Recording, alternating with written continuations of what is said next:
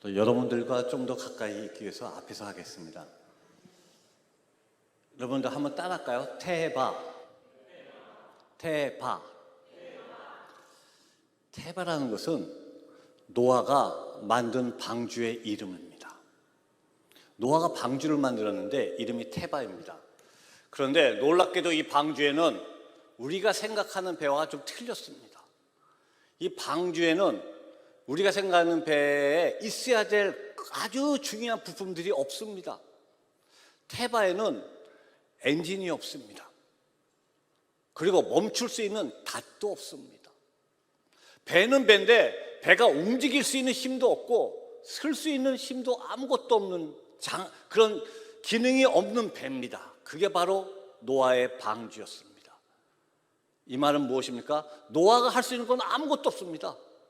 노아가 이쪽으로 끌고 갈 수도 없고 배를 멈출 수도 없습니다. 왜요? 오직 주권은 이 배의 움직이심은 하나님이 움직이고 계시기 때문에 노아는 할 수 있는 게 아무것도 없이 하나님 손에 맡겼습니다. 하나님 뜻대로 하시옵소서. 하나님이 원하신 대로 끌고 가시고 하나님이 원하신 곳에 멈춰 주시옵소서 한 것이 바로 테바였습니다. 그런데 놀랍게도 이 테바가 또 한 번 나옵니다. 바로 모세입니다. 모세가 태어나서 모세의 어머니가 히브리인들을 다 죽이기 때문에 갈대 상자에 넣어서 모세를 떠내려 보냈습니다. 그 갈대 상자의 이름이 놀랍게도 성경의 히브리어 똑같은 말로 테바라고 나옵니다. 갈대 상자, 그 갈대 상자에도 엔진도 없고 멈출 수 있는 닷도 없었습니다. 모세의 어머니는 하나님 손에 모세를 맡기고 갈대 상자로 떠내려 보냈습니다. 오직 모든 주권은 하나님만이 그 주권을 가지고 계시기 때문에 오늘 여러분들의 마음을 여시기 바랍니다. 성령의 움직임에 여러분의 마음을 여시고 여러분이 멈출라 그러지도 마시고 여러분이 이쪽으로 움직이려 하지도 마시고 그냥 맡기시기 바랍니다. 성령의 물줄기에 여러분들을 맡기시고 마음을 활짝 여시고 오늘 하나님께서 우리에게 부어주시는 은혜를 함께 나누는 시간이 되길 원합니다. 우리 요한복음 3장 16절 다 같이 큰 소리로 읽겠습니다. 시작.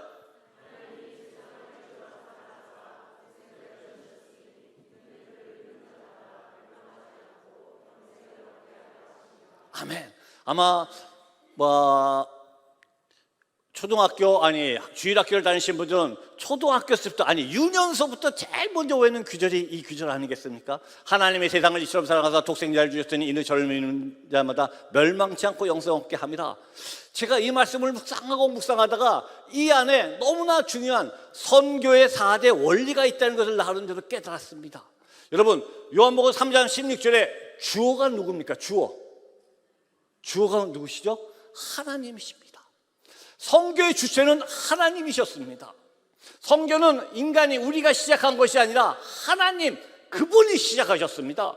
성교의 모든 주체는 하나님이시고 성교를 하신 이유가 뭐라고요? 저와 여러분을 너무나 사랑해서 세상을 사랑해서 이것이 바로 선교의 동기입니다. 하나님의 선교를 시작하신 이유는 세상을 사랑하고 영혼을 사랑해서 저와 여러분을 너무나 사랑해서 이것이 바로 하나님의 선교를 시작하신 이유고 선교의 방법으로는 예수 그리스도 독생자를 보내셨습니다.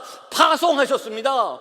아직 주님을 모르는 곳에 파송을 하셨고 선교의 목적이 뭐라고요? 영생을 얻게 함이라. 이게 바로 선교의 4대 원리라고 생각합니다. 많은 분들의 박사님들의 선교에 대해서 많은 선교와 개론이 있지만 저는 하나님이 주신 원리, 선교의 주체는 하나님이시고 선교의 동기는 영혼을 사랑했고 선교의 방법은 파송을 하셨고 선교의 목적은 그로 하여금 영생을 얻게 함이라. 저는 이것이 선교의 4대 원리라고 생각합니다. 여러분 아멘이십니까? 아멘이십니까? 만약 여러분이 아멘으로 화답하신다면 선교는 해도 되고 안 해도 되는 일이 아닙니다. 여러분이 아멘 하셨다면 선교는 해도 되고 안 해도 되는 일이 아닙니다. 왜요? 그분이 시작하신 일입니다.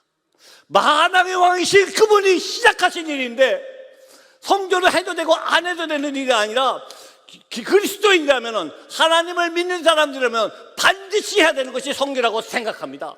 로마서에는 얘기하고 있습니다. 누구든지 그리스도 영이 없으면 그리스도인이 아니라고 말했습니다. 내가 교회를 30년 다니고 40년 다니고 내가 목사고 선교사고 그 아무 필요가 없습니다. 우리 안에 그리스도 영이 없으면 그리스도인이 아니라고 주님은 말씀하셨습니다. 그리스도 영이 무엇입니까? 영혼을 사랑하는 영입니다. 내 안에 영혼을 사랑하는 영이 없다면, 내 안에 영혼을 사랑하는 영이 없다면 너무 죄송하지만 그분은 그리스도인이 아닙니다. 그분은 죽은 그리스도인입니다. 교회가 아무리 건물이 크고 아무리 많은 성도가 있지만 교회 안에 영혼을 사랑하는 마음이 없다면 그 교회는, 죄송합니다만, 죽은 교회입니다. 하나님이 시작하신 일, 하나님이 시작해. 왜? 성교는 그리스도인들의 본질이기 때문에 그렇습니다.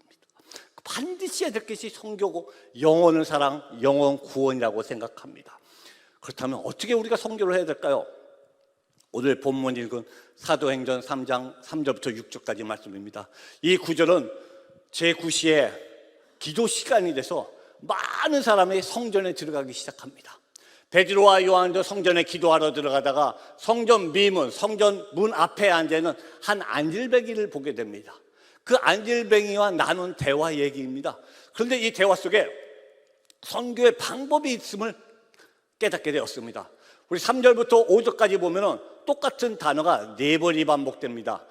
안질뱅이가 베드로와 요한이 성전에 들어가려 함을 보고 란 말이 나오고, 베드로가 요한과 더불어 주목하여 란 말이 나오고, 가로되 우리를 보라 그랬더니 안질뱅이가 저들을 무엇을 얻을까요? 바라보거늘 하면서 보다, 주목하여, 보다, 바라보거늘, 보다라는 단어가 4번이 반복됩니다. 그런데 놀랍게도 우리가 영어 성경을 조금 보신다든지 헬라 성경을 조금 보면 완전히 다른 뜻으로 쓰였습니다. 다른 단어로 쓰이기 시작했습니다. 많은 사람이 기도하러 들어갈 때 안질뱅이가 베드로와 요한을 보고 할 때는 헬라어로는 이돈, 영어로는 시라는 단어를 썼습니다. 그런데 베드로와 요한이 안질뱅이를 보고 주목하여 할 때는 헬라어로는 아테니사시라는 단어를 썼고 영어로는 게이지라는 단어를 썼습니다. 그랬더니 베드로와 요한이 우리를 보라 할 때는 헬라어로는 브레폰이라는 단어를 썼고 영어로는 룩엣이라는 단어를 썼습니다. 그랬더니 안질뱅이가 베드로와 요한을 바라보고는 할 때는 헬라어는 에페이센, 영어로는 give attention을 썼습니다. 왜 다른 단어를 썼을까요? 왜 다른 단어를 썼을까요? 여러분, 이 안에 선교의 방법이 들어있습니다. 한번 생각합시다. 우리 많은 사람이 기도하러 들어갈 때 안질뱅이가 베드로와 요한을 보고 할 때 시를 썼습니다. 시는 어떤 뜻이죠? 여러분 오늘 교회 오실 때 운전하고 오셨죠? 걸어오신 분도 혹시 계실지 모르겠지만 여러분 오실 때 여러분 주위에 수많은 사람이 지나갔을 겁니다. 수많은 자동차가 지나갔을 겁니다. 그렇죠? 근데 여러분 주위에 어떤 사람이 지나갔는지 혹시 기억하십니까? 여러분 오시는 동안 어떤 사람들이 내 옆을 지나갔는지 기억하십니까? 잘 기억 못합니다. 왜요? 우리가 시를 봤기 때문에. 아무런 관심도 없이 쳐다보는 겁니다. 내 망막에 보이는 걸 그대로 보는 것이 바로 시입니다. 많은 사람이 기도하러 들어가니까 안질뱅이도 베드로와 요한도 그 일행을 보고 그냥 막연히 쳐다봤습니다. 그런데 베드로와 요한은 달랐습니다.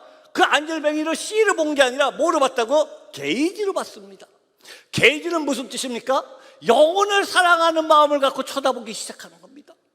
이 사람이 현재 어떠한 상태가 있는지, 이 사람의 필요한 것이 무엇인지, 이 사람을 어떻게 우리가 도와줄 수 있는지, 이 사람의 현재 공적은 무엇인지 영혼을 사랑하는 마음 갖고 쳐다보기 시작했습니다. 사랑하는 성도 여러분, 선교의 첫걸음은 여러분 주위에 있는 영혼들을 시로 보는 것이 아니라 하나님을 사랑하는 마음, 영혼을 사랑하는 마음을 가지시고 게이지로 쳐다보시는 저와 여러분들이기 바랍니다. 선교의 첫걸음은 우리 주위에 있는 영혼들을 게이지, 영혼을 사랑하는 마음을 갖고 그들에게 관심을 갖는 겁니다. 그들을 쳐다보는 것입니다. 이 사람은 어떻게 우리가 도와줄 수 있을까? 이 사람의 환경은 무엇일까? 이 사람은 무엇이 필요하실까? 그 영혼을 사랑하는 마음 갖고 쳐다보는 것입니다. 그런데 그 다음에 베드로와 요한이 뭐라 그랬죠?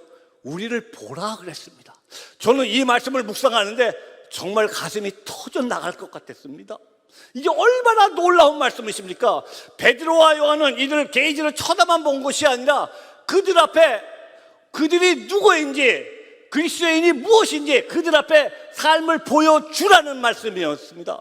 우리를 보라, 이 말씀은 우리가 관심을 갖고 게이지를 쳐다본 영혼 앞에 우리의 삶을 보여주라는 것입니다. 그들 앞에 우리를 보라. 무슨 뜻이야? 나는 그리스도인입니다. 나는 그리스도인입니다. 나를 보십시오. 나의 삶을 보십시오. 내 삶이 그리스도인의 삶의 모습입니다. 우리 가정을 보십시오. 우리 가정이야말로 그리스도 가정의 모습입니다. 우리 교회를 보십시오. 이것이 진정한 교회의 모습이라고 보여주라는 것입니다. 세상에 나가서 외치라는 것입니다. 세상 사람들이요, 나를 보십시오. 우리 가정을 보십시오. 이것이 진정한 기독교인의 모습이라고 외칠 수 있어야 된다는 것입니다. 왜 우리가 예수 그리스도의 생명을 받았는데 세상에 나가서 본인이 기독교인이라는 것을 창피해서, 내가 기독교인이라는 게 창피해서 말 못하는 그 많은 환경을 우리가 종종 겪지 않습니까? 그런데 성경은 얘기합니다. 그들 앞에 우리의 삶을 보여주라. 내 삶을 보여주라고 말씀하십니다. 그들 앞에 외치라는 것입니다. 우리를 보아라, 나를 보아라, 우리 가정을 보아라, 우리 교회를 보아라 하고 외칠 수 있어야 된다는 것입니다. 사랑하는 성도 여러분, 어떤 목사님이 이런 말씀하셨습니다. 복음에는 두 가지 종류의 복음이 있대요. 하나는 오디오 복음이고 하나는 비디오 복음입니다. 오디오 복음은 강대상에서 목사님, 선교사님을 통해서 말씀을 통해서 들려주는 것이 오디오 복음입니다. 우리가 듣는 복음, 오디오 복음입니다. 그런데 비디오 복음, 보여지는 복음이 있습니다. 보여지는 복음은 바로 평신도들이 주일날 교회에서의 모습이 아니라, 주일날 교회 안에서 모습이 아니라 월요일부터 토요일까지 여러분의 직장, 여러분의 가정, 여러분의 학교에서 여러분의 일반적 삶을 통해서 나타나지는 복음, 저와 여러분의 삶을 통해서 나타나지는 십자가의 모습, 이것이 보여지는 복음이라고 말씀하셨고 가장 파워풀한 복음이라고 말씀하셨습니다. 사랑하는 성도 여러분, 우리의 삶 가운데 예수 그리스도의 모습이 나타나도록 보여드리는 저와 여러분 되기 바랍니다. 우리가 그들 앞에 우리의 모습을 보여줄 때 안절뱅이가 놀랍게 변하기 시작합니다. 맨 처음에 안절뱅이가 베드로와 요한을 어떻게 봤죠? 시로 봤습니다. 그런데 베드로와 요한이 관심을 갖고 쳐다보고 그들 앞에 무엇이 기독교이고 무엇이 크리스찬인지 보여줬더니 어떻게 보기 시작합니까? 기브 어테이션, 쳐다보기 시작합니다. 관심을 갖고 저 사람들이 어떻게 이런 상황에서, 저 사람은 이런 상황에서 어떻게 찬양이 나올까? 아니 저 사람은 이런 상황에서 어떻게 감사하다는 얘기가 나올까? 아니 저 사람은 어떻게 저런 사람을 용서한다는 말을 할 수 있을까? 그들이 궁금해지기 시작합니다. 저 사람들은 도대체 어떤 사람에게 이런 삶을 살 수 있을까? 궁금해질 때 베드로와 요한은 그랬습니다. 은과 금은 내게 없지만 내 안에 있는 예수 그리스도를 논하는다고 얘기하셨습니다. 사랑하는 성도 여러분, 성교는 첫 번째 단계는 내 주에 있는 영혼을 그리스도의 사랑으로 쳐다보는 겁니다. 관심을 갖는 겁니다. 그리고 두 번째, 그들 앞에 우리의 삶을 보여주는 것입니다. 무엇이 진정한 기독교인의 모습인지, 무엇이 십자가의 모습인지, 무엇이 성김의 모습인지 보여주는 것입니다. 그럼 거꾸로 그들이 우리를 주목하게 됩니다. 세상의 기독교인들을 주목하게 됩니다. 그럴 때 은과 금은 없지만 저와 여러분 속에 있는 예수 그리스도를 나눠주시는 저와 여러분 되기 바랍니다. 아멘. 여러분 성경 하나만 찾을까요? 사도행전 29장 1절을 찾읍시다. 사도행전 29장 1절 우리 한번 찾아봅시다. 성경책 있으신 분 한번 찾아보세요. 사도행전 29장 1절입니다. 찾으셨습니까? 찾으셨습니까? 사도행전 29장 1절 있습니까? 없습니다. 여러분 사도행전은 28장에서 끝납니다. 사도행전은 사도들의 이야기가 들어갔습니다. 사도행전 29장은 어디부터 시작합니까? 바로 저와 여러분의 가슴에서 시작하기 시작합니다. 사도행전 29장 1절서부터는 성경에 있는 것이 아니라 저와 여러분, 예수 그리스도의 제자된 저와 여러분이 이 땅에 살면서 영혼을 사랑하면서 그들에게 하나님의 복음을 나눠줬을 때 그 이야기들이 저와 여러분의 삶 속에서 사도행전 29장 1절이 시작되는 저와 여러분 되기 축원합니다. 우리의 심령 가운데 여러분 쏘내려 가십시오. 내가 주님을 모르는 영혼을 관심을 갖고 게이지를 쳐다봤고 그들에게 내 삶을 보여줬더니 그들이 이렇게 변했습니다. 그들이 이렇게 은혜를 받고 그들이 변했습니다. 그 이야기가, 그 사도행전 29장 1절부터의 말씀이, 이야기가 저와 여러분의 심령에서 시작되기를 간절히 축원합니다. 저는 잠시 제 얘기를 하겠습니다. 저는 기독교 집안에서 태어났습니다. 어머니 할머니 권사님이시고 3남매 중에 장남으로 태어났습니다. 그런데 어머니 할머니가 너무 열심히 교회 다니시니까 교회에 대한 반발이 생겨서 더 교회를 안 가게 됐습니다.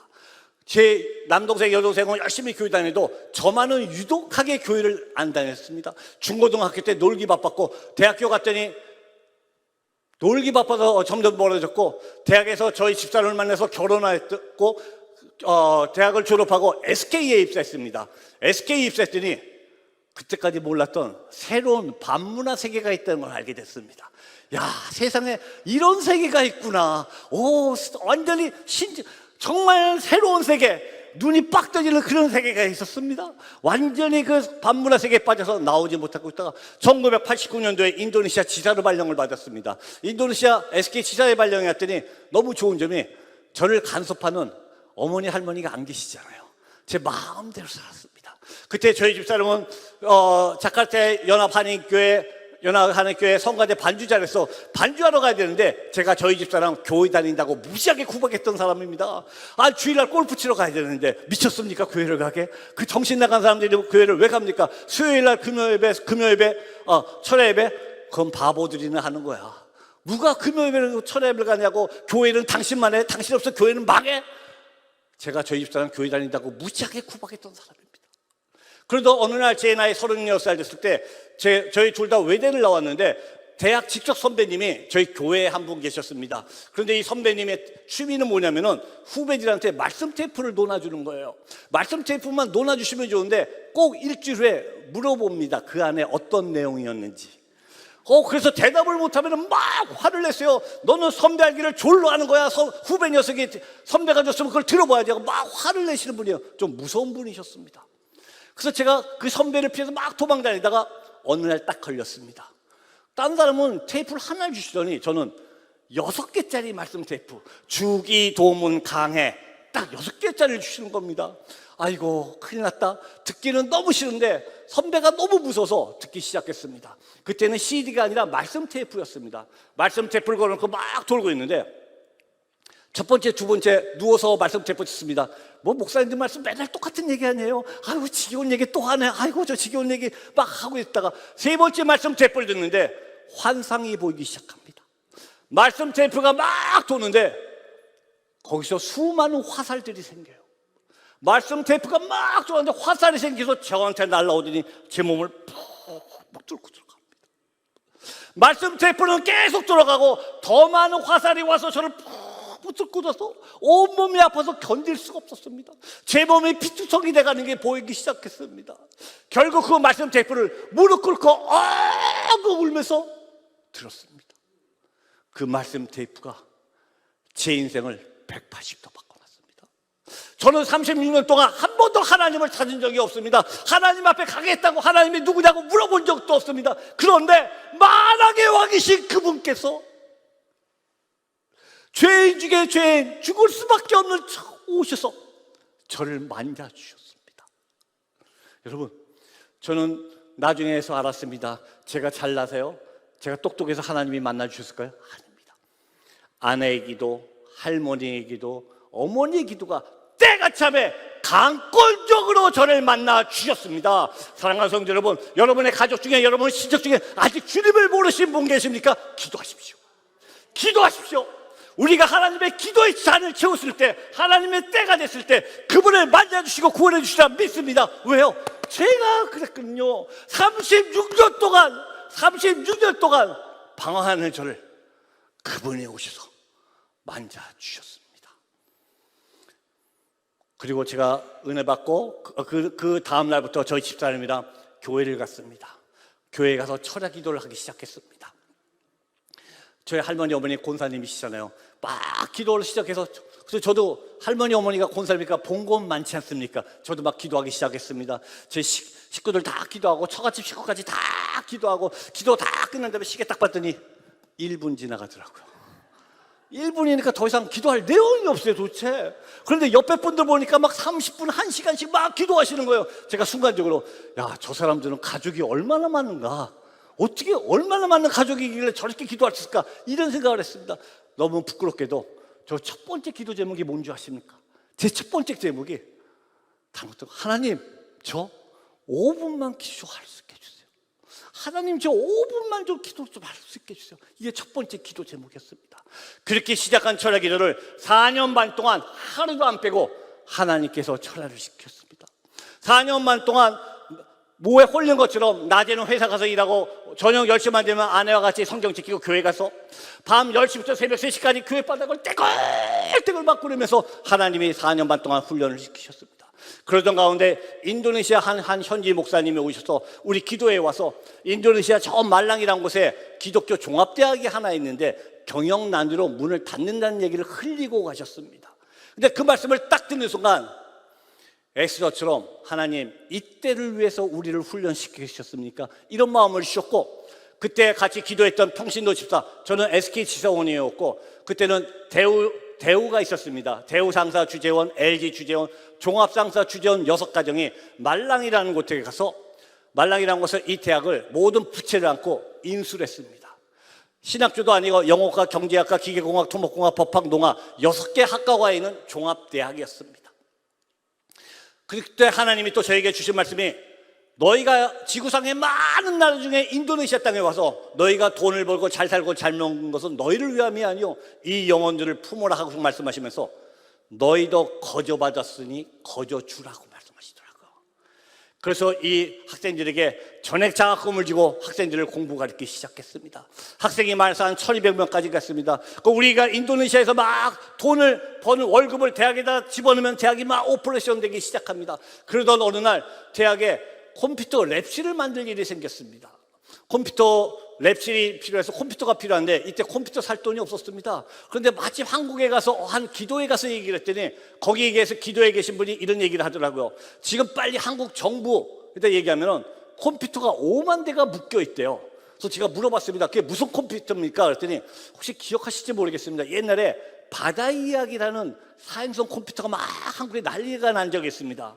그래서 한국 정부에서 사행성 컴퓨터, 바다 이야기 컴퓨터 5만 대를 다 압수해 갖고 있다는 겁니다. 그래서 이거를 나눠줄 때를 찾고 있었대요. 얼마나 감사합니까? 제가 막 편지를 보냈습니다. 저는 인도네시아에서 이런 사역을 하고 있습니다. 우리 대학에 컴퓨터가 필요합니다.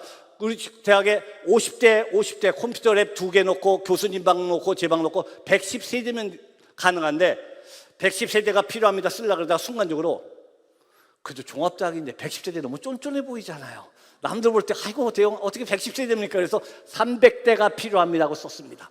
그래서 보냈더니 그쪽에서 금방 막 컴퓨터를 줄 것처럼 얘기를 하세요. 그래서 서류를 더 주세요. 그래서 서류를 다 첨부해서 보냈습니다. 그런데 그 다음부터 4개월 동안 연락이 없습니다. 아무리 연락해도 연락을 안 주시는 거예요. 그래갖고 4개월 후에 저희가 막 했더니 다시 회시를 왔는데 뭐라고 왔냐면은 선교사님, 이때는 이사장이죠. 이사장님, 저희가 서류를 다 접수해 본 결과 귀 대학에 컴퓨터를 보내주기로 결정을 했습니다. 그런데 요청하신 300대는 다 못 보내드리고 110세대 보내드리겠습니다. 여러분 지금 웃으세요. 제가 그 메일을 딱 받는 순간 온몸에 소름이 돋기 시작했습니다. 온몸에 소름이 돋기 시작했습니다. 110세대라는 숫자는 저희 아내도 모르고 총장님도 모르고 제 머릿속에 있는 숫자였습니다. 뭐 100대, 150대 그러면 우연의 일치라 그래요. 113이라는 숫자를 정확히 하면서 110세대를 보내줍니다. 그 메일을 받고 너무너무 무서워서 하나님 앞에 회개했습니다. 저는 그때 하나님의 일을 하고 있다고 생각했습니다. 하나님의 일 조금 뻥쳐도 되지, 조금 부풀린다고 누가 모르나, 누가 뭐라 그러겠어. 하나님의 일인데 조금 뻥친 거죠. 110세대가 필요한데 300대가 필요한데. 그런데 하나님은 정확하게 113이라는 숫자를 통해서 저를 무릎 꿇게 하셨습니다. 그러면서 주님 앞에 회개했습니다. 그런데 그의 컴퓨터가 안 왔습니다. 해가 넘어갔어요. 거기서 다시 연락이 왔습니다. 이사장님, 작년에 컴퓨터를 못 보내드려서 너무나 죄송합니다. 바다 이야기 컴퓨터는 한국 정부에서 외부 반출이 금지되었습니다. 그래서 사랑의 PC 컴퓨터를 다시 모으기 위해서 작년에 못 보내드려서 너무 죄송해서 그 대신 요청하신 300대 다 보내드리겠습니다. 여러분, 제가 지금 나누고 싶은 말씀은 이겁니다. 사랑하는 하나님은 제가 300대 요구하실 때 300대 응답하실 수 있으셨습니다. 그런데 안 하셨어요. 왜? 하나님은 우리가 복을 받고 안 받고가 중요한 게 아니셨습니다. 왜? 우리 하나님은 만왕의 왕이십니다. 그분은 아무 때나 우리에게 넘치는 복을 주실 수가 있으신 분입니다. 그런데 하나님이 먼저 원하시는 것은 주님의 자녀들이 이 땅에서 어떻게 살아야 하는지 그걸 먼저 깨닫기 원하셨습니다. 내가 복을 주고 안 받는 게 중요한 거 아니라 하나님의 자녀가 이 땅에서 어떻게 살아야 되는지 먼저 깨닫기 원하셨습니다. 그리고 그걸 깨닫고 회개했더니 잘못 간구한 기도 제목까지 잊지 않으시고 그 기도까지 응답해 주시는 주님이었습니다. 사랑하는 성도 여러분, 아직 주님 앞에 응답 못 받으신 기도 제목이 혹시 있으십니까? 그럼 먼저 그걸 달라고 기도하지 마시고 먼저 내가 하나님 앞에 하나님의 자녀로서 내가 못한 것이 무엇인가 다시 먼저 깨닫는 저와 여러분 되기 바랍니다. 하나님의 자녀가 이 땅에서 어떻게 살아야지 먼저 깨달을 수 있는 저와 여러분 되기 바랍니다. 이 대학을 운영하다가 6명이 운영하다가 대학이 IMF가 뻥 터져서 5분의 이사님들이 그만두시고 혼자 대학을 이끌게 됐습니다. 여러분, 대학의 돈이 부어도 끝이 없는 게 대학이었습니다. 6명이 하기도 힘든데 혼자 대학을 끌으니까 얼마나 힘들겠습니까? 그래갖고 제가 말씀을 붙잡고 또 기도하기 시작했습니다. 누구든지 나를 따라오려거든 자기를 부인하고 자기 십자가를 지고 오라고 말씀하시지 않습니까? 하나님, 내가 내 십자가 지고 가겠습니다. 제가 제 십자가 지고 가겠습니다. 안 지겠다는 게 아니라 제가 제 십자가 지고 갈게요. 그런데 하나님, 내가 질 수 있는 그 대신 내가 질 수 있는 십자가로 바꿔주세요. 아니, 내가 십자가 안 지겠다는 게 아니라 십자가 질게요. 그런데 제가 질 만한 십자가로 바꿔주세요. 이건 무거워서 못 지겠어요. 이걸 언제까지 지어야 됩니까? 이건 제 십자가가 아니에요. 내가 질 만한 거로 바꿔달라고 기도하기 시작했습니다. 한 달 반을 울면서 하나님 앞에 매일 십자가 바꿔달라고 기도했습니다. 한 달 반쯤 됐을 때 하나님이 꿈을 보여주시는데 꿈에 십자가를 지고 있는 모습을 보여줬습니다. 근데 십자가가 쭉 해서 땅에 있는 것이 아니라 십자가 뒤가 들려 있더라고요. 그래서 꿈에서 다시 자세히 봤더니 십자가 맨 뒤를 헬리콥터가 들고 있었습니다.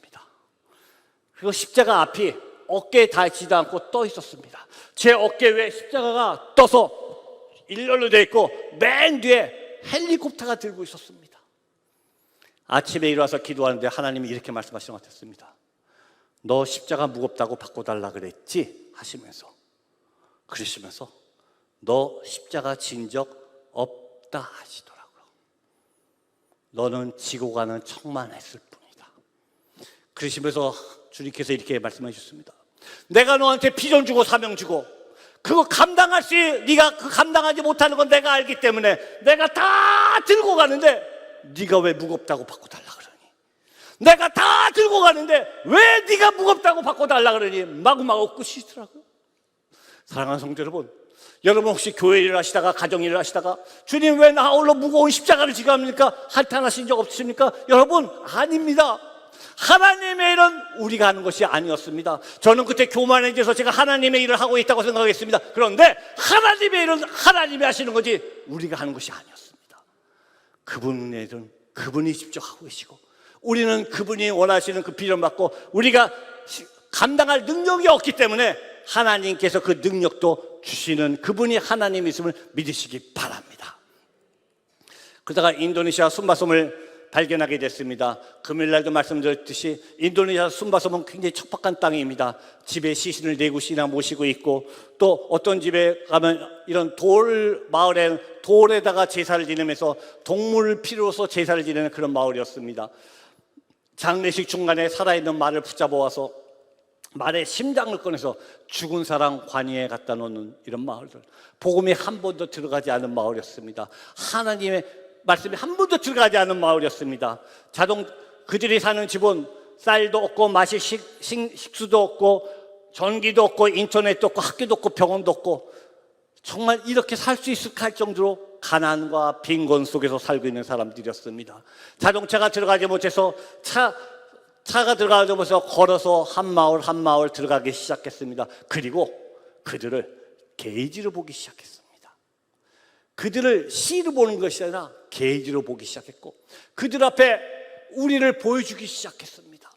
우리가 왜 왔으며 우리가 어떤 사람이고 어떤 사람이 기독교인들이 그들 앞에 보여주기 시작했습니다. 그들이 마음 문을 열고 우리를 받아들이기 시작했습니다. 그러다가 그분들이 원하는 것이 하나 있었습니다. 평생에 병원을 간 적이 한 번도 없어요. 의사를 한 번만이라도 만나게 해달라는 것입니다. 그래갖고 지금부터 10년 전에 한국에 있는 한 교회를 섭외해서 의료 선교팀 60명이 처음으로 들어왔습니다. 60명이 이 순바섬에 가기 위해서 발리로 다 들어왔습니다. 발리의 공항에 내려서 국내선 비행기, 그때는 일주일에 3번 프로펠러 비행기를 타고 순바섬에 갈 수가 있었습니다.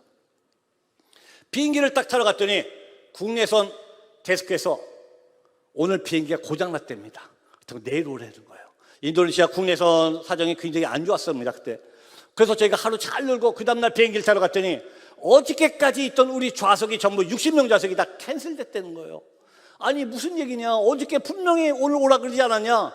나중에 알고 봤더니 이 비행기가 64명 타는 비행기인데 오버부킹을 너무 심하게 해놔서 명단을 봤더니 전부 60명 외국인이잖아요. 몽창 빼서 다음 주로 옮겨놨습니다. 그리고 저희들 보고 무조건 다음 주에 오라는 거예요. 의사분들이 일주일씩 발리에 있을 수가 없었습니다. 60명이 발리 인터내셔널 공항에 잔디밭에 무릎 꿇고 울면서 기도하기 시작했습니다. 하나님, 우리가 순바섬을 가야 되는데 갈 비행기가 없습니다. 순바섬에 갈 수 있도록 길을 열어달라고 기도했습니다. 그랬더니 마침 발리 공항 관제탑사령관이 퇴근을 하다가 외국인들 60명이 무릎 꿇고 엉엉 울면서 무슨 말인지도 한마디도 모르겠는데 뭐라고 막 그러면서 울고 있으니 얼마나 신기하겠습니까? 와서 물어봤어요. 무슨 일이냐고. 그래서 제가 자초지정을 얘기했더니 그분이 하신 얘기가 순바섬에 갈 수 있는 방법이 하나 있대요. 뭡니까? 비행기 한 대를 전세 내래요. 비행기 한 대를 차트하라는 거예요. 그래서 제가 물어봤습니다. 비행기 한 대 차트하는데 돈이 얼마 듭니까? 10년 전입니다. 미화, US 달러 5만 불을 캐시인 어드밴스 페이하면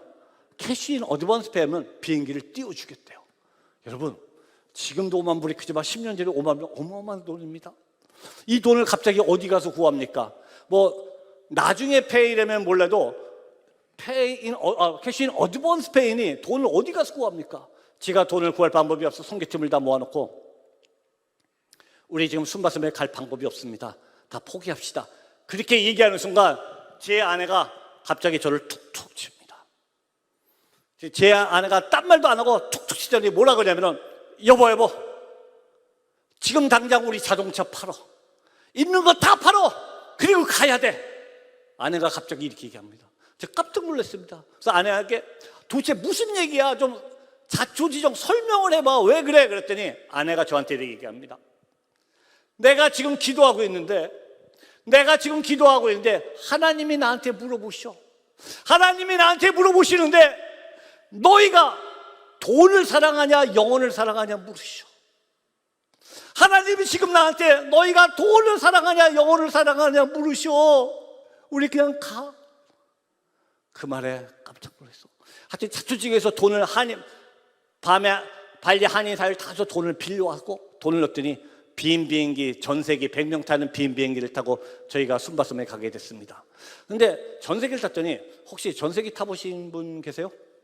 아직 전세기 한 번도 못 타보셨습니까? 네. 전세기를 탔더니 좋은 점이 인도네시아 민항기에 이슬람 국가 민항기인데 60명이 주여! 주여 하면서 기도하면서 통성기도하면서 들어갈 수 있었습니다. 왜? 우리밖에 없으니까. 우리 전세기니까. 주여! 주여 하면서 60명이 선교팀이 앞에 앉아서 막 큰 소리로 통성기도하는데 막상 목사고 선교사인 저는 제가 원래 SK 종합상사 출신 아닙니까? 계획하고 물자하고 숫자로 막 계획했던 철두철미하게 계획했을 때 아닙니까? 맨 뒤에 앉아갖고 팔짱을 딱 끼고 What a waste. 이건 미친 짓지.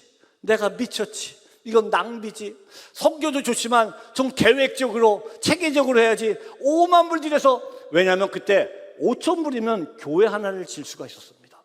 저는 교회 10개 짓는 게 낫지. 이건 미친 짓이야. 5만 불 10분마다 비행기가 라운드 다니고 원웨이 5만 불입니다. 10분마다 5천 불이 막 떨어집니다. 10분마다 교회 하나가 막 날아가는 상황입니다. 이건 미친 짓이야 그랬습니다.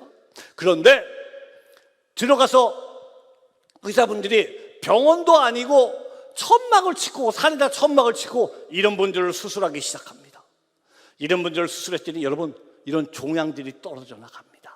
30년 40년 있던 종양들이 떨어져 나가기 시작합니다. 그리고 그분들이 다니면서 뭐라고 얘기하냐면은 우리가 고쳤다는 얘기는 안 하십니다. 뭐라 그러신지 아십니까? 저 사람들이 예수 믿는 사람들이라는데 그 예수가 나를 고쳤대. 여러분, 그분들이 우리가 고쳤다는 얘기가 아니라 저 사람들이 예수 믿는 사람인데 그 예수가 나를 고쳤대. 마을이 뒤집어지기 시작했습니다. 마을이 폭발적으로 뒤집어지기 시작했습니다. 저는 그때 그 광경을 보고 하나님 앞에 회개했습니다. 저는 5만 불이 아까워서 5만 불은 미친 듯이 아까워서 안 갈라 그랬던 사람이었습니다. 그런데 하나님은 저 아내를 통해서 돈이 중요한 게 아니라 영혼을 하나님이 얼마나 사랑하는지 보여주셨습니다. 5만 불이 아니라 50만 불이 들었어도 하나님은 가길 원하셨을 겁니다. 만약 하나님이 저처럼 계산하시는 분이라면, 저처럼 막 따지시는 분이라면 독생자 예수를 이 땅에 보내셨겠습니까? 죽으러 가는 아들을, 하나밖에 없는 아들을 이 땅에 보내셨겠습니까? 하나님은 계산을 하시는 거 아니라 저와 여러분을 너무나 사랑하셔서 하나밖에 없는 아들을 이 땅에 보내주셨습니다. 사랑하는 성도 여러분, 여러분 선교 일하실 때, 전도하실 때 여러분의 시간이 필요합니다. 여러분의 물질도 필요합니다. 그런데 아무리 시간이 필요하고 물질이 들어도 먼저 영혼 사랑에 초점을 맞추시기 바랍니다. 우리의 시간과 우리의 물질을 뛰어넘어서 영혼을 먼저 품으시는 저와 여러분 되기 바랍니다. 그렇게 하실 때 하나님이 분명히 그 영혼을 받으시면서 하나님의 일이 날마다 확장되리라 믿습니다. 또 한 마을 갔더니 보이십니까? 구성구결이 너무나 심한 아이였습니다. 이 아이를 저희가 게이지로 보기 시작했습니다.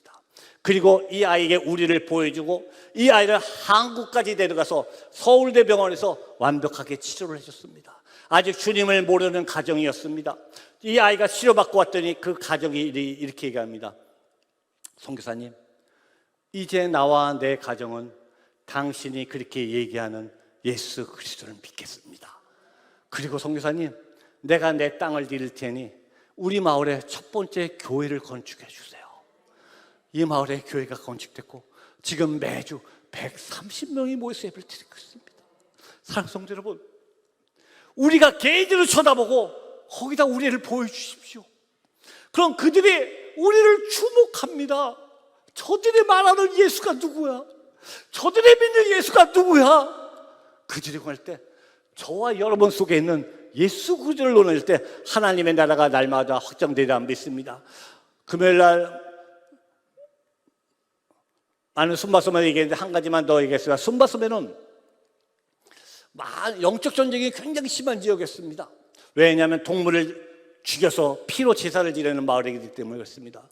한 5, 6년 전에 한국에서 선교팀 청년들이 30명이 왔습니다. 대학부 청년들이 30명이 왔습니다. 저희가 각 마을을 다니면서 사역을 하기 시작했습니다. 한 마을에 들어가서 막 사역을 했는데 사역하고 나올 때 마침 현지 목사님이 현지분 귀신 들린 여자를 데리고 오셨습니다. 그래서 기도를 해달라는 겁니다. 30명이 붙잡고 막 축사 기도를 했습니다.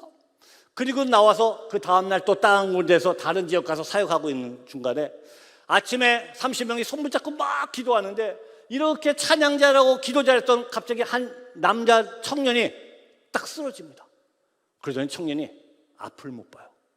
앞이 안 보인답니다.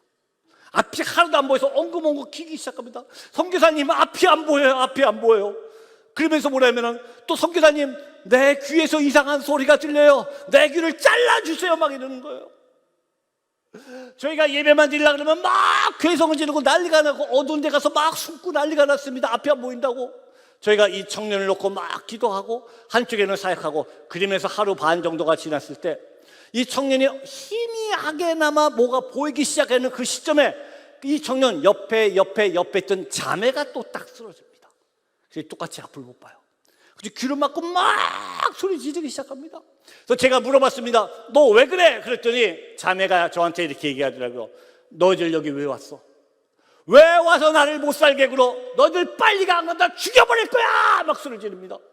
그런데 제 옆에 있는 인도네시아 목사님이, 현지 목사님이 인도네시아 말로 이 자매한테 물어봤습니다. 그런데 한국에서 바로 온 자매가 유창한 인도네시아 말을 하기 시작합니다. 한국에서 바로 온 자매가 유창한 인도네시아 말로 너희들 여기 왜 왔어? 너희들 안 가면 나 죽여버릴 거야, 빨리 가! 막 소리 지르기. 우리 모두 다 깜짝 놀랐습니다. 저희가 며칠 전에 현지분 귀신 들리면 기도해주고 왔잖아요. 그 악한 영이 우리 쪽으로 들어왔습니다.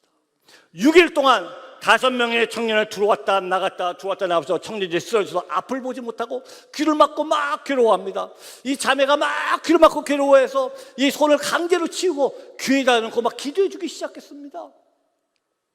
이 자매가 나중에 이런 간증을 하더라고요. 악한 영이 자기를 딱 둘러싸니까 꼼짝달싹 못하겠대요. 아무것도 못하겠대요. 그런데 귀를 통해서 우리가 해주는 기도 소리가 들리기 시작하더래요. 내 동료들이 나를 위해서 기도하고 있구나. 내 동료들이 나를 위해서 기도하고 있구나. 그래서 본인이 기도하기 시작했더니 악한 영이 물러나는 것을 느꼈다고 합니다. 이런 상황에 제가 너무 놀래갖고 이 청년들을 보낸 교회에다가 제가 문자를 보냈습니다. 이러한 상황입니다 했더니 이 팀을 보낸 선교 위원장님이 저한테 문자가 왔는데, 선교사님 어떻게 해요? 걱정되시겠습니까? 걱정되시겠습니다. 어떡하죠? 이런 말은 한마디도 없고 문자 그대로 말씀드릴게요. 문자가 딱 왔는데 뭐라고 하냐면은 첫 마디가, 선교사님 절대로 지지 마세요. 오늘 아침부터 새벽부터 저희 교회에서 1000명이 모여서 기도하기 시작합니다. 아이들아 이름 한 명 한 명 불러가며 1000명이 기도하겠습니다. 절대로 지지 마시고 승리하세요. 이 기도 메시지를 딱 봤는데 눈물이 줄줄 떨어집니다. 여러분, 이것이 중보 기도의 힘입니다. 여러분들 모여서 수요일 금요일 새벽에 뭘 위해서 기도하시겠습니까? 물론 여러분의 가정, 여러분의 자녀를 위해서도 기도해야 됩니다. 그런데 먼저 여러분이 섬기시는 사역지, 여러분의 교회, 여러분의 교역자, 여러분이 섬기는 선교사님을 기도하시는 저와 여러분들에게 바랍니다. 여러분들이 기도하실 때, 함께 중보 기도할 때 성교 현장에서 쓰러져가는 영적 싸움에서 다시 승리하게 되리라 믿습니다. 여러분, 성교는 후원이 아닙니다. 저는 후원이라는 단어를 굉장히 싫어합니다. 후원은 해도 되고 안 해도 되는 것이 후원입니다. 그런데 제가 생각하는 성교는 후원이 아니라 동역입니다. 선교사는 현장에서 사역하고 여러분들은 여기서 기도로 함께 사역하시는 겁니다. 여러분들이 사역자십니다. 여러분 후원해주고 그쪽에서 알아서 하겠지? 절대로 아닙니다. 여러분이 싸워주시지 않으면, 여러분이 이곳에서 싸워주셔야 현장에서 함께 싸울 수 있음을 믿으시기 바랍니다.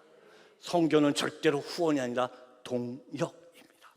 이 순바섭에 하나님의, 저희가 이들을 하고 우리를 보였을 때 하나님의 나라가 날마다 확장되기 시작했습니다. 저희가 섬기고 있는 한세인 마을입니다. 자카르타 근교에 1500명에서 2000명의 한세인 분들이 모여 살고 계십니다. 이분들은 이슬람 분들이에요. 저와 제 아내는 평생에 저는 한 번도 한세인 마을을 사역하겠다고 기도해 본 적이 없습니다. 한 번도 한세인을 놓고 기도해 본 적도 없었습니다. 우연한 기회에 저희 부부가 한세인 마을을 한번 방문하게 됐습니다. 방문해서 한세인 마을 방문해서 쳐다보니까 피고름 나고 다리 잘려가고 고름에 있는 분들 막 냄새도 나고 그래서 저는 뒤에 이렇게 있어서 쳐다보고만 있었습니다. 그런데 제 아내가 한세인 한 분을 꽉 껴안고 엉엉 울면서 기도를 해주고 있더라고요. 그럼 아내가 막 기도하는 모습을 보고 목사고 선교사인 제가 은혜를 받아야 되는데 은혜를 받는 게 아니라 솔직하게 말씀드릴게요. 화가 났습니다. 아니 이 여자가 아무 데서나 이렇게 나서지? 왜 촐랑촐랑 아무 데서나 나서지? 막 화가 났습니다. 그래서 돌아가는 차에서 제가 화를 냈습니다. 아니 당신 아무나 껴안으면 어떻게 생각을 해야 될 거 아니야? 이렇게 생각도 없어. 그런데 아내가 거기에 대한 반박을 한마디도 안 하고 저한테 이렇게 얘기하더라고요. 이 사람들도 하나님의 형상으로 만들었잖아. 하나님의 형상으로 만든 사람들이 이렇게 고통받는 게 너무나 가슴 아파. 이 말 한마디를 하는데 그 말이 비수와같이 제 가슴을 찌르더라고요. 돌아가는 차 안에서 주님 앞에 기도했습니다. 하나님, 이 영혼들 우리가 품겠습니다. 이 영혼들 저희가 섬기겠습니다. 그것이 9년 전입니다. 여기 들어가서 이들은 이슬람이기 때문에 우리를 받아주지도 않았습니다. 전에는 제가 C로 봤었는데 이제 게이지로 보고 그들 앞에 우리를 보여주기 시작했습니다. 그들을 섬기기 시작했습니다. 복음을 전하는 게 아니라 그들을 사랑으로 품기 시작했습니다. 그들 마음들이 점점 열리기 시작했습니다. 특별히 그들 자녀들, 한센인 분들에게 얘기했습니다. 부모들은 한센인에서 사회에서 냉대받고 있지만 자녀들은 교육을 해야 될 거 아닙니까? 자녀들이 가난에서 벗어날 수 있도록 우리가 도와줄게요. 고등학교까지 어떻게 공부를 해야지만 가난에서 벗어날 거 아닙니까? 이들 자녀들을 품기 시작했습니다. 그랬더니 이분들이 또 한 가지 원하는 게 있었습니다. 평생에 소풍을 가본 적이 없으신 거예요. 한센인들에서. 미스터 우리 평생 소원이 소풍 한 번만 가보는 겁니다. 그래서 7년 전에 저희가 250명을 모으고 저희 부부가 250명을 모고 소풍을 가게 됐습니다. 소풍을 가는데 가장 어려운 점이 버스를 렌트하는 일이었습니다. 아무 버스 회사도 한센인들이라고 안 태워주겠다는 겁니다. 이분들은 길거리에서 구걸하시는 분들, 자동차에 치여서 죽는 분들입니다. 그래서 이들을 렌트비를 3배를 더 주고 이들을 설득해서 250명을 우리나라로 하면 민속촌 같은 데로 저희가 모시고 갔습니다. 그날 하루 가서 막 재밌게 놀고 구경도 하고 선물도 주고 또 모여서 예배도 드리고 다 돌아갈 때 제가 몇몇 분에게 물어봤습니다. 오늘 하루 뭐가 제일 즐거웠습니까? 어떤 분들은 오늘 맛있는 거 먹은 거, 어떤 분들은 오늘 구경한 거, 오늘 막 선물 받은 거 얘기하는데 마지막 분이 저한테 이렇게 얘기를 하더라고. 저는 오늘 처음 내가 인간이었다는 것을 깨달았습니다. 아, 내가 인간이었구나. 내가 인간이었다는 것을 처음 깨달아봐서 그게 너무너무 좋았다는 것입니다. 그들은 이슬람이고 한센인 분이지만 그들 앞에 우리를 보여줬더니 그들 마음문이 열리기 시작했습니다. 이제 이슬람 히잡을 쓰고 있는 아이들이 당신이 믿는 예수 이름으로 기도해 주십시오. 당신이 믿는 예수 이름으로 기도해 달라고 고개를 내밀기 시작했습니다. 의족을 해주셔서 의족을 전달하면서 이들이 기쁨을 나누기도 하고 금요일을 얘기했지만 이분들의 돌아가신 분들이 주님을 다 영접하기 시작했습니다. 금요일날 말씀드렸죠. 두 분은 저희가 생각을 잘못해서 시간이 조금 갔지만 여기까지 말씀드릴게요. 한 번은 저희가 한센인 마을에 사역하러 갔을 때입니다. 순바섬에서 보름 동안 막 사역을 하고 그 다음에 바로 한센인 마을 가서 사역하는데 너무너무 목이 피곤했었습니다. 한센인 마을 사역하면서 빨리 사역을 마치고 집에 가고 싶은 마음밖에 없었습니다. 그날 사역을 마치고 돌아올 때 두 분 한센인 분이 쓰러진 걸 봤습니다. 그런데 몸이 너무 피곤해서 그냥 지나쳐서 그냥 집에 왔습니다. 오늘만 날인가 다음 주에 가서 하지 이런 마음으로 왔습니다. 그런데 3일 후에 이 두 분이 돌아가셨다는 연락을 받았습니다. 그날 밤에 기도하는데 하나님이 마구마구 꾸짖으셨습니다. 하나님이 마구마구 꾸짖으시면서 네가 네 몸뚱아리 안에 편하려고 네가 게을러서 마지막 구원받을 수 있는 두 영혼을 네가 버렸단 말씀하시더라고요. 그러면서 그 죄값을 네가 받으라고 말씀하셨습니다. 그러면서 에스겔서 37장을 떠오르게 해주셨습니다. 사람들이 막내에 파수꾼을 세웠습니다. 파수꾼이 칼이 임함을 보고 나팔을 불었음에도 불구하고 마을이 전멸하면은 마을 사람들 죄값이지만 칼이 임함을 보고 나팔을 불지 않아서 마을 사람들이 전멸하면 파수꾼의 죄값이라고 말씀하셨습니다. 사랑하는 기독교 성도님들, 우리는 하나님의 자녀가 되었습니다. 하나님의 자녀가 되었습니다. 그리고 하나님 우리에게 말씀하십니다. 네가 나팔을 불어라. 때를 어떤지 모르지 나팔을 불라고 말씀하고 계십니다. 우리 베드로전서 2장 9절을 읽겠습니다. 다 같이 한 목소리 읽겠습니다. 시작.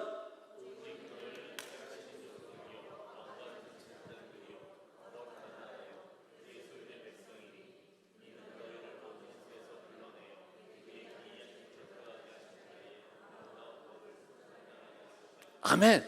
너희는 택하신 족속의 왕같은 제사장이 거룩한 나라의 그의 소유된 백성이니 우리 모든 분들이 많은 기독교인분들이 베드로전서 2장 9절의 상반부만 듣고 너무나 아멘 아멘 아멘 아멘입니다. 아멘입니다. 우리가 주님의 족속이 됐고 왕 같은 제사장이 거룩한 나라고 소유한 백성이 되었습니다. 그런데 더 중요한 이유가 바로 하반절에 있습니다. 왜 하나님이 우리를 택하셨다고요? 왜 하나님에게 왕권을 주시고 왜 하나님이 우리를 거룩하게 하셨다고요? 우리를 어두운 데서 불러내서 하나님의 기이한 빛에 들어가게 하는 아름다운 덕을 선전하게 하려 합니다. 하나님이 우리를 자녀로 삼으신 이유는, 우리를 먼저 부르신 이유는 하나님의 덕을 전하라고 우리를 부르셨습니다. 여러분, 선교는 그렇다면 선교사가 선교를 합니까? 선교사만 선교해야 됩니까? 아닙니다, 여러분. 요한복음 17장 18절에 분명히 말씀하고 계십니다. 예수님께서 17장 18절에 하나님이 나를 보내신 것처럼 내가 저들을 보냈다고 말씀하셨습니다. 예수님이 누굴 보내셨습니까? 예수님의 제자들을 보내셨습니다. 사랑하는 성도 여러분, 여러분들은 예수님의 제자가 되기 원하십니까? 예수님의 제자십니까? 아멘이십니까? 그렇다면 누가 보내셨다고요?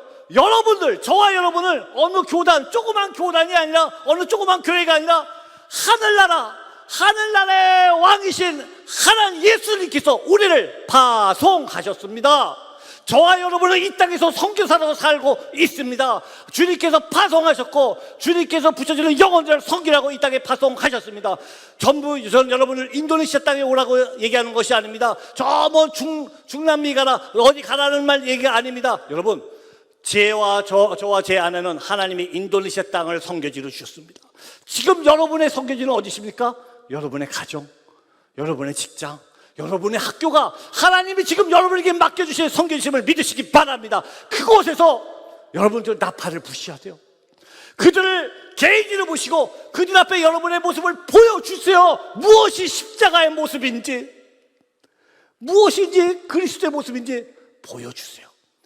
그리고 예수 그리스도를 전하시면서 사도행전 29장 1절부터 써내려가기 시작하시기 바랍니다. 여러분, 뉴욕처럼 선교하기 좋은 나라가 어디 있습니까? 멀리 갈 필요가 없습니다. 세계의 모든 민족들이, 모든 국민들이 뉴욕에 와서 살고 있지 않습니까? 제가 만나볼 수 없는 아프리카 사람, 중남미 사람, 저기 중동 사람, 동남아시아 사람, 뉴욕에 넘쳐나고 있습니다. 여러분들은 어마어마한 선교지에서 살고 계십니다. 여러분들이 걸어다니는 선교사였음을 믿습니다. 하나님의 복음을 쉬지 않고 전하는 저와 여러분 되기 바랍니다. 여러분, 교회 이름이 기둥교회입니다. 하나님이 솔로몬 궁전을 세우시고 두 기둥을 세우셨습니다. 왼쪽 기둥 이름이 뭐죠? 야긴입니다. 오른쪽 기둥 이름이 뭐죠? 보아스입니다.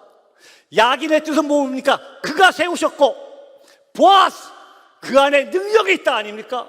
여러분, 기둥교회 하나님이 세우셨고 이 안에 하나님의 사랑이 넘쳐나는 능력이 있으라 믿습니다. 생명을 살리는 능력이 이 안에 넘쳐나라 믿습니다. 여러분, 야긴과 보아스, 그 기둥, 하나님의 그 기둥이 이 기둥교회를 통하여 하나님의 능력이 날마다 전파되는 기둥교회 모두 성도님 되시기에 간절히 축원합니다.